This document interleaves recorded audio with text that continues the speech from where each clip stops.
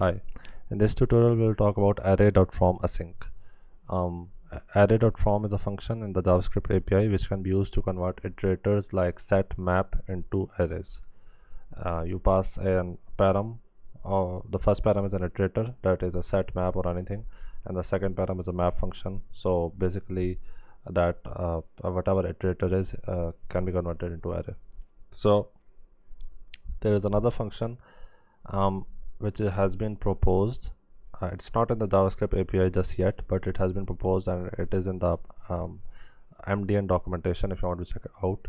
Is from async. So from async basically does the same thing as from. It converts an iterator into an array, but as the name suggests, async, it basically takes as a param async iterators. So these following things can be passed into it. Async iterators can be either async generators or readable streams. Sync iterators, that is normal iterators which were supported by async.from. So these are supported by Array.fromAsync as well. That is set map. So you can pass set map as well into it. And then array like objects as well. So if you have an object which has keys as indexes, so the keys are numbers, and then you have a length property as well which tells you the number of key value pairs in the object, then that array like object can also be passed into it, and that can be converted into an array. So let's see let's go one by one and see how it works. So let me first make an async function. So I am basically making an async function which would send a request to the backend, this, and then I would do some operation on it, and then I will basically use this as an use this function in the iterators, and then I will explain all these things. First of all, in order to use this, as this is not part of the JavaScript API, you cannot just use it like you normally used JavaScript functions, or also you cannot enable it by enabling the experimental features in Chrome. In order to use it, you have to import core.js.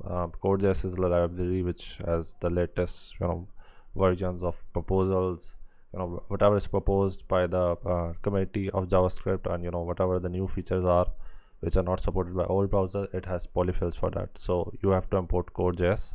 So if you have React, or if you have a React project or something Angular, then you can use Node to install it, Node or Yarn. But if you have a normal HTML document, you can search core.js and import its Cloudflare script file, and this is just Axios. So let me first make a function. So this is an async function, and I would say await axios.get, and I will get some posts from it. So I want to basically loop through them and do some operation. The operation, whatever I'm doing, is not that important. I'm just doing stuff with it, or I can just return it for the time being. There is no need for doing some extra additional things. So this is a function which is an async function. Now the first thing, async iterators. So in async iterators, it can be either async generators or readable streams. So let's create an async generator for now and see how we can convert that into an array using Array.fromAsync. So let me create a async generator function. So it will be async function static means that it's an async generator, and it's a generator function, and then I can say const data is equal to await get posts, and then I'm yielding the data. This is the syntax of a generator. If you don't know generator, then you can search the documentation for it. So this is generator function. I want to basically when the generator function is called, then we get the generator from it. So I can say gen fn and then I can say gen is equal to, I'm calling this generator function, the generator is returned. So now let's console log this, const data is equal to await array. So Array.fromAsync is an async function, so it returns a promise, so you can do async await or dot then with it, whatever you're comfortable with. So I will pass the generator here, and let's console log the data. Let me open the console. Yeah, so now I have console log the data, and you can see it is an array, and this is the same array which is basically being fetched as from the response from this particular endpoint. So if I refresh, you can see that this call went, and this call fetched 100 records. So basically I am returning the records as is. So basically an async generator got converted into an array. If I console log this, console log gen, then you will see that it says gen fn and suspended, and if you can see here in the prototype that it says that it is an async generator. It is a generator function, but because it is an async function, it is an async generator. So we just converted an async generator into an array using Array.from_Async. Now sync iterators. Let me remove this example now, or I can push it down. No, let's remove it.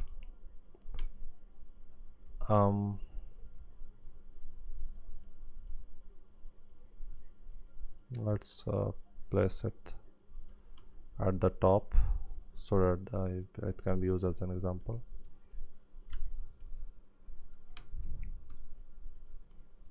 Yeah, so now I have this async function again. Now basically I can pass sync iterators as well, so I can say const data is equal to await Array.from_Async, and I can pass a normal thing as well. So I can say set123, a normal iterator as well. I don't need to pass a async iterator always. So I console log this, and now you can see that 1 2 3, the set basically got converted into an array. Cool. Same is the case with map. If you pass a map as well, it will be converted into array. So this thing has been talked about as well. But now another thing is that you can also pass in sync iterators, but with promise based members. So if there is an array, if there is a set with promise functions as members, then that can be converted into an array as well. So I can say this is a set, but it is taking a promise. So I can say promise resolve. Here I can say const posts is equal to await. Let me convert into an async function. Await get posts, and then I can resolve posts. So now you can see that instead of 1 2 3 in the set, I get the same data which I am getting from get posts. So if I have a sync iterator, but as members of the iterator I have async functions like promises, promise based functions, then I can also convert those into an array using Array.from_Async. So we saw 3 things up to now. Now array like objects. So array like objects can also be passed into it. So for example, I can pass an array length, let's say give it a length 1, because I'm only going to add 1 key value pair, and then I will add 0 as a key. So basically you have to have numbers as keys, just like indices are numbers in case of an array. So this object has to resemble an array, and I can say apple,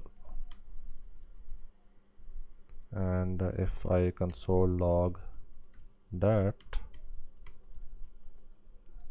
you can see that it converted this into apples, an array with the string apples. So this can be converted into an array as well. Now same thing, just like I did previously, I can also have a promise here.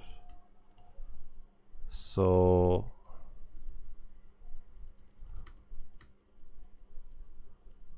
I can say const post is equal to await get posts, and I can say resolve posts. So now you can see that I get the same data I get from get posts. So I can do this as well. Now yeah, that's really it. So in this tutorial we studied Array.fromAsync, which is a proposed function. It is in draft state and would hopefully be included in the Javascript API. And in order to use it, we will import core.js, because you cannot use it without it. And then these three types of things can be passed into Array.fromAsync. So async iterators, which can be async generators or readable streams. We saw how how we can make an async generator, and then how that async generator got converted into an array. Then sync iterators like set and map, and then array like objects which have a length property and indexes as keys and as indexes, just like array have. And then we also saw how we can have sync iterators or array like objects, but have promises inside them.